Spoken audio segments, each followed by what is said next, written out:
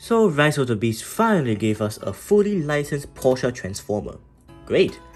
But I am more curious about the car company more uptight than it. Ferrari. A company that sells more merchandise than cars and is extremely fussy about their image. You probably heard the stories. So the fact that Dark of the Moon had a Ferrari Transformer, this guy here, sort of, is nothing short of a miracle. It is legitimately one hell of a story. Now, unfortunately, toys of the character could not be the 458 as Ferrari gives one company and one only the license to make their toys. And Hasbro didn't have it. And so to give fans something, they gave Sideways a new head and colors and released him exclusively in Japan 3 years later after the movie came out under Age of Extinction storyline. First, wow. Second, there is actually a reason for that. Well, with that background story over, let's dig into the main dish with Movie Advanced Dino, a barely unchanged Sideways redecoed to be something it isn't, but giving it a valiant attempt. Head sculpt looks very screen accurate, but I can't shake off this awkward feeling whenever I see it. It somehow feels off. And Sideways window wings and door wings attached to the shoulder, as you can see here, all right substitutes for Dino's door wings, and chest has some similarities with him as well. These are probably the reasons why this mode was chosen. It does, however, has massive problems with stability, even though it doesn't look like it. There's a good reason for that. But first, movie carbots tend to have sizable backpacks. You can see here and here. However, this guy is on the larger spectrum. Now, it would be fine if this toy had enough ground contact, but with these small ass feet that are just pitiful, it's next to impossible. Fortunately, you can fix this problem by purposefully mistransforming, yes, these aren't actually supposed to be here, the rear wheel fenders to give him pseudo heels. And that's something else.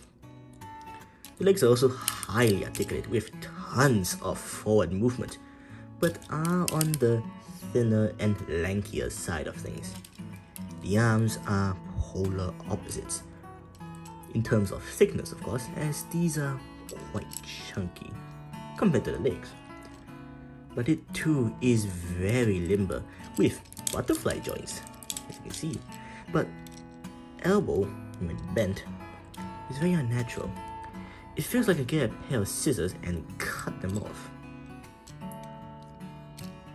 But of course, as this is a toy from 2009, effectively, it has Mecha Life right here.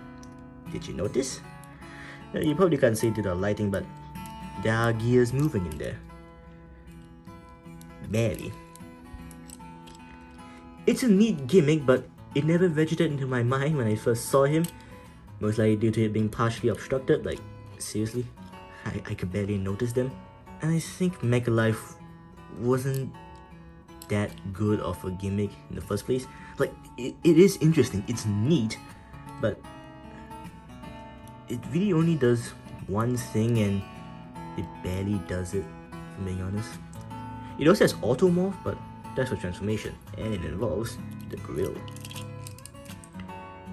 He also has the iconic blades that tap into the arms right here. Although for this arm specifically, due to the way the wheel was sculpted, it doesn't really tab in that well, so it's a bit loose compared to the other side. Right here, wrong side, just tap it in right here, and if I could, god damn it. Hey, there we go. You can see this thing is much tighter on the other hand. Saw blade right here, which is a leftover from Sideways, so that's another weapon he has. It's nice, I guess. They look alright. That's serviceable. They look okay. And that's really all I can say about him. Now, details are nice, I guess. Yeah. I'm just gonna go to transformation.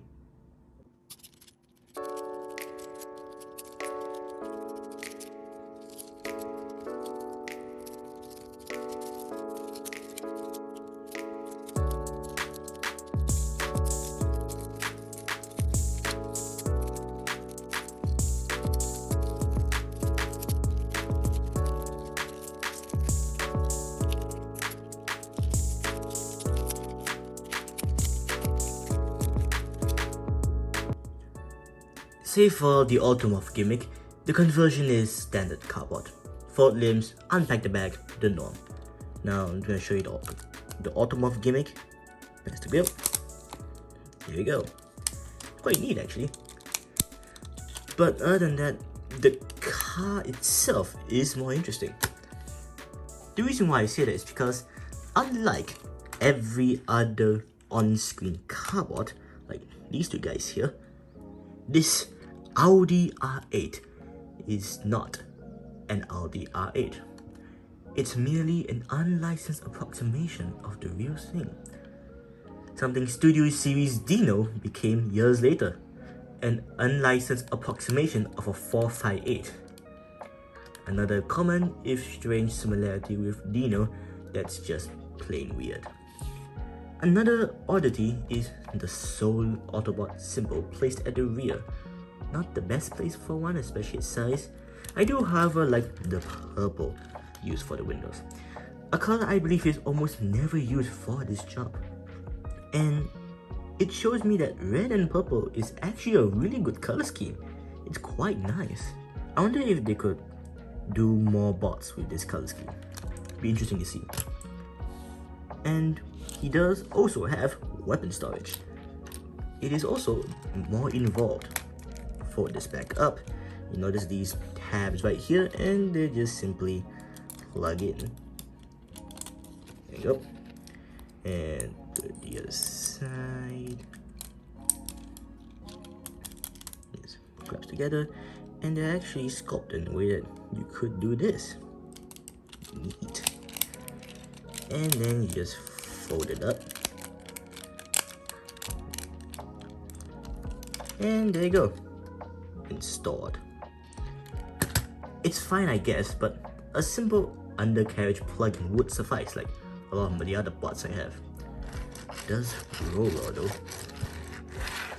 Now, I know the Studio Series version exists, I didn't mention it, but I really wanted to play with the sideways mode, and I thought this guy looked quite good. It also has an intriguing tale of licensing issues of both him and Sideways. This is a unique figure while being a redeco, partly due to the changes made, but mostly due to how the character was created, the turmoil birthing him into plastic form, and the choice of a mode that had a similar story. It's also a good toy. Would recommend if you are as curious as me. They are inexpensive. I bought these two for like the same price. Well, with that, thanks for watching and catch you next time.